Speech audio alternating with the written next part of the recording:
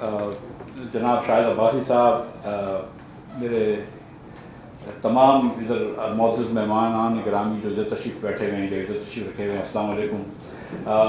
मैं वक्फ़न फ़वक्फ़न कोशिश करता हूँ कि अहलियान कराची से मुलाकात हो, और पहले कुछ दिनों पहले मैंने एक ट्वीट किया था अबाउट, जब मुझे वजारत से हटा था तो मुझे ट्वीट उन्होंने लोगों ने किया था कि आप क्या करोगे, तो मैंने कहा मैं जाके निहारी खाऊंगा कराची अपने। तो पहले फिर हमने एक शो की, पहले ये किया था इवेंट मालिक निहारी पे हैदराबाद के पास, और उसके बाद हमने फिर एक मरतबा पोल से लोगों से पूछा था, इंस्टाग्राम पे पोल था बेटा, फेसबुक पे पोल था, तो उसमें गुलिस्तान जौहर और गुलशन इकबाल का इवन नंबर आया था, तो हमने दरमियान में एक जगह है क्लाउड नान, उस पर किया था। तो आज फिर शायद अब्बासी साहब आ रहे थे, तो मैंने इनसे गुजारिश की कि अब मुझे एक डिफेंस में भी करना है, तो आप भी तशरीफ़ ले आइए। तो मैं बहुत शुक्रिया इनका भी अदा करता हूँ, और बिलखुसूस आप लोगों का अदा करता हूँ कि आपने इतने भारी नंबर में तशरीफ़ लिया। और मुझे ये पता है कि इस वक्त जो पाकिस्तान में, और मैं आजकल काफ़ी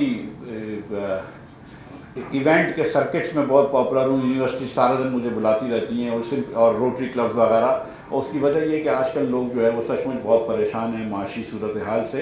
दोनों माशी सूरत हाल, एक जो मुल्क की माशी सूरत हाल है, जो जिसके ऊपर मैं थोड़ी सी बात करूँगा, फिर शायद भाई ज़्यादा बात करेंगे, और एक दूसरी जो है जो कि आम आदमी की माशी सूरत हाल है। मैं आम आदमी से थोड़ा शुरू करता हूँ। आप जानते हैं कि इस वक्त फूड इन्फ्लेशन रूरल एरियाज़ में 50% है, यानी कि पिछले साल के मुकाबले में इस आज के रोज़ 50% फूड इन्फ्लेशन है।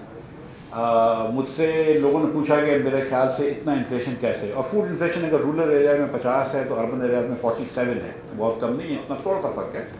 और इतना ज़्यादा इन्फ्लेशन क्यों है ये समझ में नहीं आ रहा।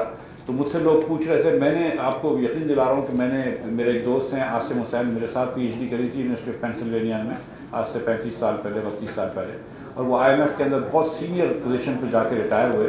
मैंने उनसे फ़ोन करके पूछा कि आपके ख्याल से क्या है। एक हमारे प्रोफेसर हैं आसिम ख्वाजा, दो पाकिस्तानी इकोनॉमिस्ट बहुत अच्छे हैं इस वक्त दुनिया में। एक हैं आसिम ख्वाजा जो कि हार्वर्ड में प्रोफेसर हैं, और एक प्रिंसटन में आतिफ मियाँ। तो जब मैं वज़ीर साहब दोनों से बातचीत करता था तो मैंने आसिम से बात की, मैंने कहा आसिम तुम्हारे ख्याल से क्यों इतना इन्फ्लेशन है, क्योंकि सचमुच 50% का इन्फ्लेशन समझ में नहीं आ रहा। तो मैं उस पर भी 1 मिनट में बात करूँगा कि ये क्यों है। लेकिन ये इस वक्त जो है वो 50% इन्फ्लेशन इतना है कि पाकिस्तान में अगर आप देखें, हम एक एलीट्स होते हैं जो 0.5%, 1% सोसाइटी है, फिर आपकी एक मिडिल क्लास है जो कि 15-20% है, उससे ज़्यादा नहीं है, और 80% लोग जो है वो जिसको आप कहेंगे कि गरीब लोग हैं। पाकिस्तान में 60% लोग ऐसे हैं जिनकी ख़ानदानी इनकम 35,000 रुपये से कम है।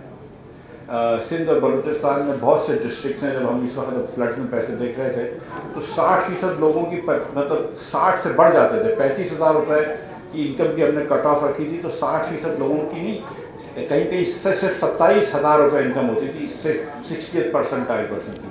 तो बहुत गुर्बत है। तो वो जो 70-80% पाकिस्तानी गरीब है, वो तो हमेशा एज ऑफ पावर्टी पे रहता है, वो तो हमेशा कस्मा पुरसी में रहा है, वो तो हमेशा नफ्सी के आलम में रहा है। कभी पावर्टी है, कभी नहीं है, कभी मेल न्यूट्रिशन है, कभी नहीं है, कभी 3 वक्त का खाना मिल गया, कभी नहीं मिला। 50% बच्चा इस मुल्क का स्कूल नहीं जाता है। मैं ये बार बार कहता हूँ, लोग बोलते हैं आप बार बार रिपीट करते हैं, मैं करूँगा क्योंकि ये बात दुरुस्त है कि 40% बच्चे पाकिस्तानी स्टंटेड हैं, which is to say कि their weight is not according to their height is not according to their age, which means कि 5 साल इसकी ज़िंदगी के इसको खुराक नहीं मिली तो इसकी जो हाइट है वो कम रह गई। इसके अलावा 17% बच्चे, 17.7% बच्चे जो हैं वो स्टंटेड हैं, वेस्टेड हैं। वेस्टेड वो होता है बच्चा जिसकी हाइट तो बराबर हो जाती है उसकी उम्र के मुताबिक, लेकिन उसका वज़न कम हो चुका होता है पिछले साल में, तो वो पतला हो जाता है। क्यों होता है कि पिछले साल उसके कोई वालिद की शायद नौकरी चले गई, वालदा की नौकरी चले गई, कोई बेरोज़गारी हो गई, तो पिछले 1 साल में उसको बहुत कम खुराक मिली, वो वेस्टेड हो जाता है। जो बच्चा स्टंटेड होता है वो मेंटली पीछे ज़िंदगी भर के लिए रह जाता है। ये आपके 57% बच्चे, ये 58% है। अब जो सिंध में फ्लड आया, 20 लाख बच्चे, मैं वर्ल्ड बैंक से बात कर रहा था, 20 लाख बच्चे और ऐसे हैं जो वेस्टेड हो जाएंगे इस साल। तो ये जब हाल है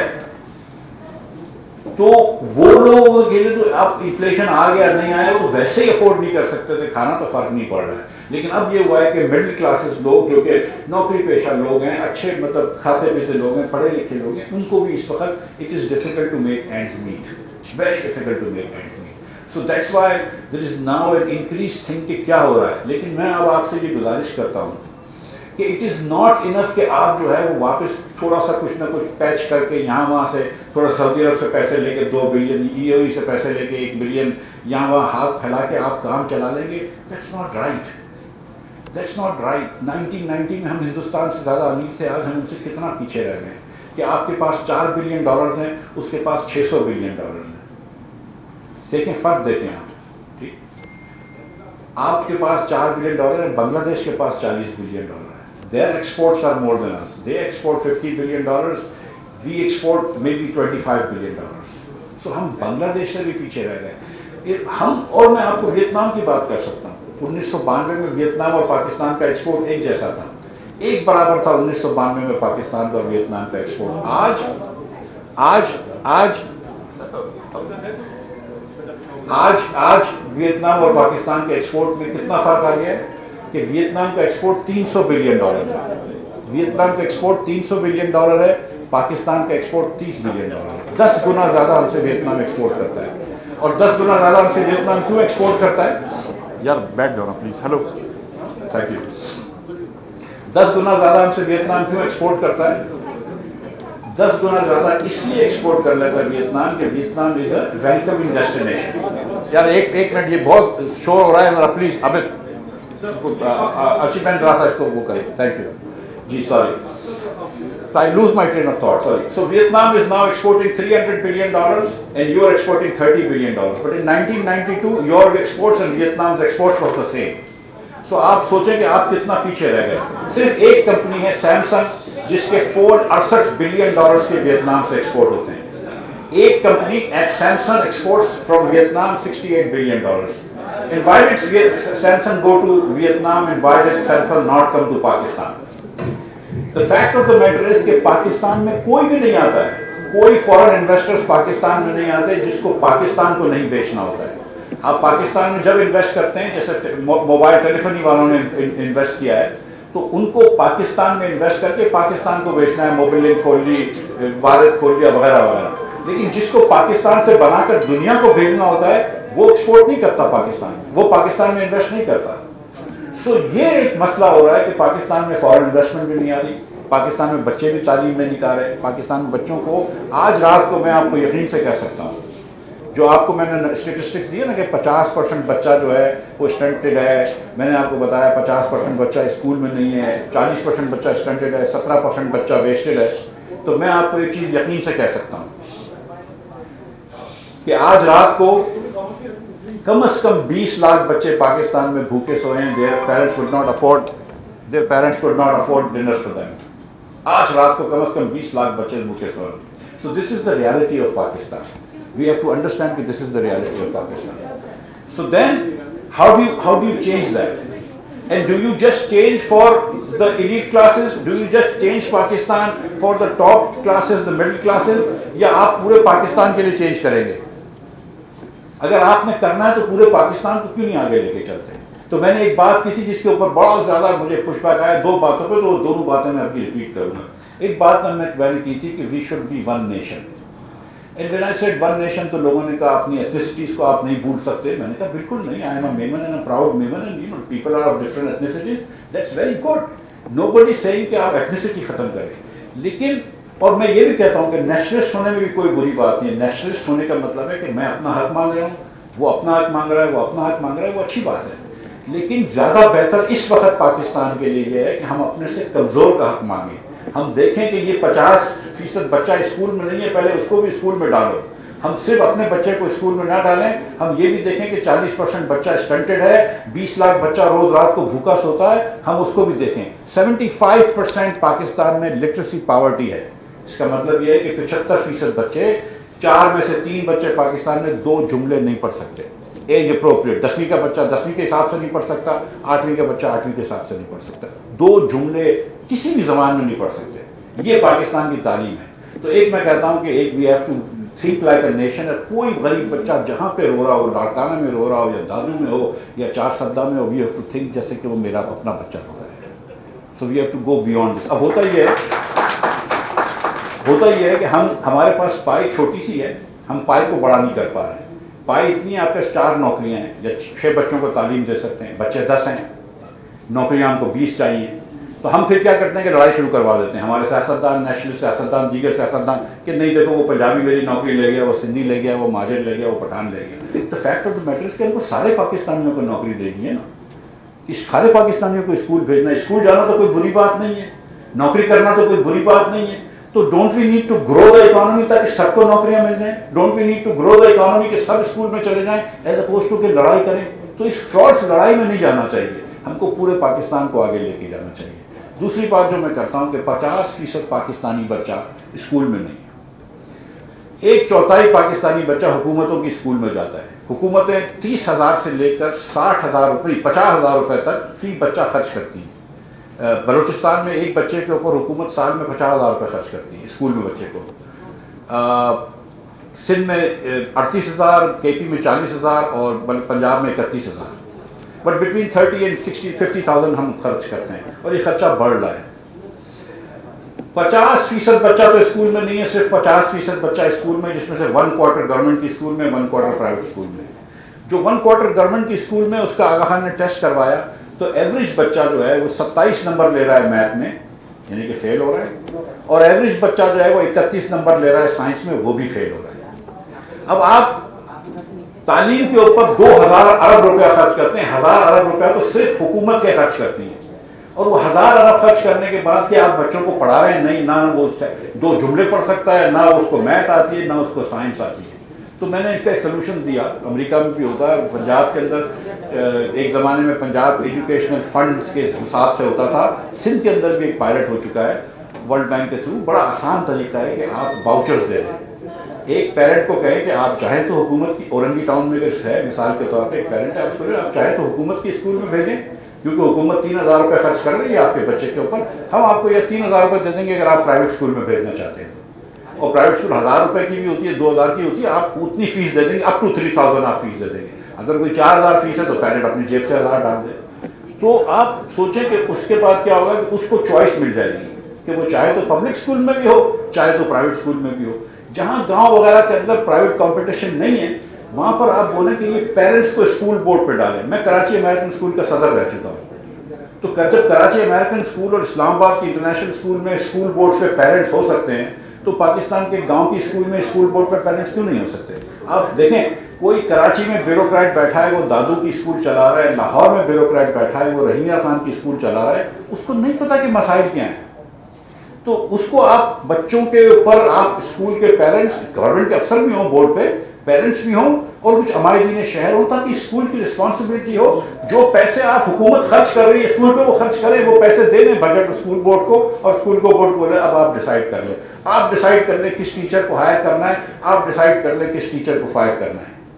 क्योंकि ये मैं आपको यकीन दिला रहा हूँ कि कम से कम 4 में से 2 सूबे, और मैं नाम नहीं लूँगा लेकिन आप लोग जी शऊर लोग हैं, कि 4 में से 2 सूबों में एजुकेशन जो है वो सिर्फ जो मिनिस्ट्री है सिर्फ नौकरियाँ देने के लिए अच्छी की हुई है।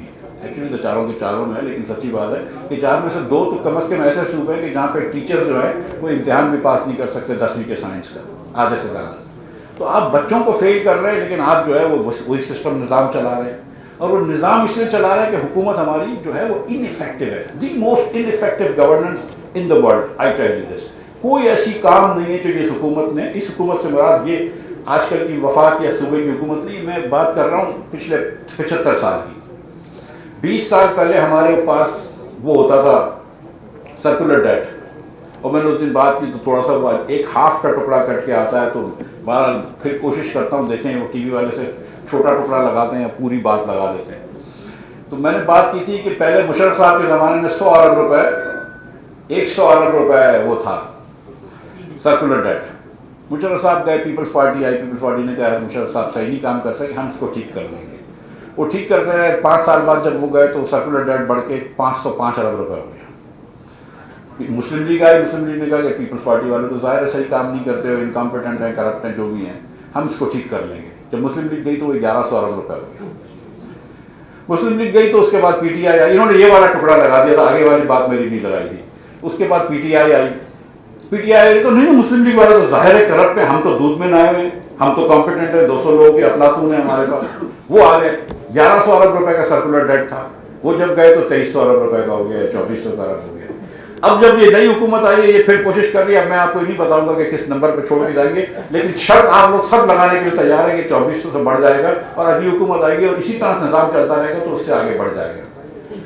تو کوئی چیز ہم افیکٹو نہیں کر سکتے, تو اگر حکومت کو افیکٹو کرنا ہے تو ایک بات یاد رکھیں کہ پرائیویٹ سیکٹر کے اندر کمپنیز جو ہیں وہ پروفٹ کے لیے صرف کام کرتی ہیں, کوئی خدائی خدمت داری نہیں کرتی, اور جب کبھی منافلی ہوتی ہے تو وہ جان لے لیتی ہے, لیکن جب کمپٹیشن میں وہ آتے ہیں تو وہ اچھا کام کرتے ہیں. تو حکومت کے اندر بھی آپ کو کمپٹیشن انٹروڈیوس کرنا ہے, اور وہ انٹروڈیوس اس طرح کر سکتے ہیں آپ. یہ 3 لوگوں کو میری بات سمجھ آئی, شکریہ. اور اس کی جب سفید شلوار پہ میں بھائی بیٹھا ہے سر 2 مرتبہ تالیاں بجائیں, میں تو آپ کا بہت شکر گزار ہوں بھائی, تھینک یو. میرے لیے نہیں تو اس کے لیے تالیاں بجا دو یار. سو حکومت کے اندر آپ کو کمپٹیشن ڈالنا ہے. اس کا طریقہ یہ ہے کہ ایک پہلے ہمارے یہاں 18ویں ترمیم سے پہلے ایک ہیچمن ہوتا تھا, ایک اجارہ داری ہوتی تھی سوائے صرف وفات کی. اب اجارہ داری ہو گئی, یہ 4 صوبے کی حکومت ہوگی. اب آپ کو یہ اجارہ داری اگر ختم کرنی ہے تو آپ کو ڈیوالو کرنا ہے پاور نیچے تک, یا تو آپ مزید صوبے بنا دیں, ہر ڈویژن کو صوبہ بنا دیں, کیونکہ جو عوام کے جو کام ہوتے ہیں وہ عوام کے کام ہوتے ہیں, گٹریں ٹھیک کرنا, نالیاں ٹھیک کرنا, روڈ بنوانا, پانی دینا, گیس دینا, بجلی دینا, جو لوکل گورنمنٹ کرتی ہے. اور صوبے کی حکومتیں کبھی لوکل کا الیکشن نہیں کرواتی. تو ایک طریقہ تو یہ کہ آپ سارے صوبے بنا دیں, اور اگر آپ صوبے نہیں بناتے, کوئی وجہ ہے, تو پھر آپ صوبے اگر نہ بنائیں تو کم از کم آپ ادھر لیول پہ ڈیوالو کر دیں پاور, کہ وہاں کے فیصلے وہاں پہ کریں. جو پاکستان میں tax to G D P کم ہے, میں آخری بات کروں گا پھر اس کے بعد شاید کو دعوت دیں گے, کہ جو پاکستان میں tax to G D P کم ہے, ہم 11-12% ٹیکس جمع کرتے ہیں, اور جب تک ہم 15% of tax to G D P اور 15% exports to G D P نہیں جائیں گے تو بار بار آئی ایم ایف کے پاس جانا ہوگا, اور کبھی بھی ملک ترقی نہیں کرے گا. تو جب تک ہم کو یہ 11-12 اس لیے کر رہے ہیں, اور ہم آگے ٹیکس اس لیے نہیں بڑھا پا رہے کہ صرف یہاں پہ ایک ایف بی آر ہے جو ٹیکس جمع کرتا ہے, کوئی اور ادارہ نہیں ہے جو ٹیکس جمع کرتا ہے. ہندوستان میں صرف پونا کے شہر میں جتنا پراپرٹی ٹیکس جمع ہوتا ہے اتنا پوری صوبہ پنجاب میں نہیں ہوتا. تو اگر آپ صوبوں کی حکومتوں کو بھی کہیں کہ آپ بھی اپنا ٹیکس جمع کریں, اس وقت تو وفاق صوبوں کو پیسے دے دیتا ہے, صوبے کوئی محنت نہیں کرتے. کے پی کی حکومت صرف 30 ارب روپیہ ٹیکس جمع کرتی ہے. جس حکومت کا بجٹ 1000 ارب روپیہ ہو یا 900 ارب روپیہ ہو, وہ 30 ارب روپیہ جمع کرے تو زیادتی نہیں.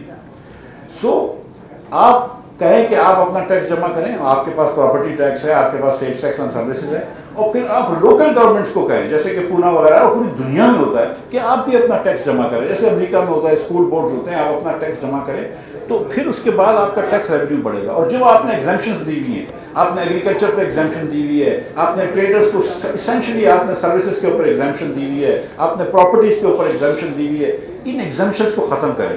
انکم ہوتی ہے, تو وہ یہ نہ کہیں کہ بھئی یہ انکم جو ہے یہ زیادہ کوئی مقدس ہے اور یہ انکم مقدس نہیں ہے, آپ سب کو برابر ٹیکس کریں. آپ اگر اس طرح لے کر چلیں گے کہ پاکستان میں ہماری جو آبجیکٹو ہونا چاہیے وہ یہ ہونا چاہیے کہ we want to lift people out of poverty and we want to make Pakistan richer, تو ہر وہ پالیسی جو ہم کو گروتھ کی طرف لے کے جا رہی ہے اس پالیسی کو کریں گے. لیکن اس میں ایک چیز یاد رکھنی ضروری ہے کہ اگر آپ کو گروتھ چاہیے, آپ کو فری مارکیٹ چاہیے, آئی am a believer in that, لیکن ایک چیز یاد رکھیں کہ ایک بچہ جس کو رات کو کھانا نہیں ملا ہو, جس کو صبح ناشتہ نہیں ملا ہو, اس کو دنیا کا بہترین ٹیچر بھی نہیں پڑھا سکتا. تو سوشل جسٹس جو ہے نا اس کو آپ نے آگے رکھنا ہے. سوشل جسٹس اگر نہیں ہوگا تو وہ قوم آگے نہیں بڑھ سکے گی, وہ قوم ہی نہیں کہلائے گی. تو 2 چیزیں اگر ہم ذہن میں رکھیں, کیونکہ اس وقت اپرچونٹی ہے پاکستان میں, because we are in the lowest ebb of in our history. This is the worst crisis. اور ابھی اللہ کرے ہم نکل جائیں, یہ آئی ایم ایف ہم کو پیسے دے دے, لیکن میں آپ کو سچ بتا رہا ہوں کہ پاکستان 2-3 سال تک اس کرائسس میں رہے گا, اور ہم رہیں گے. It will be very difficult for us to go to a growth trajectory unless and until ہم اپنی پوری حکومت کا اسٹرکچر چینج نہ کریں. تو یہ وقت آ گیا کہ حکومت کا اسٹرکچر چینج کریں, لیکن 2 چیزیں ذہن میں رکھنی چاہیے, social justice and economic growth. یہ 2 چیزیں اگر ہم پکڑ کے آگے لگ جائیں تو انشاءاللہ آگے بڑھیں.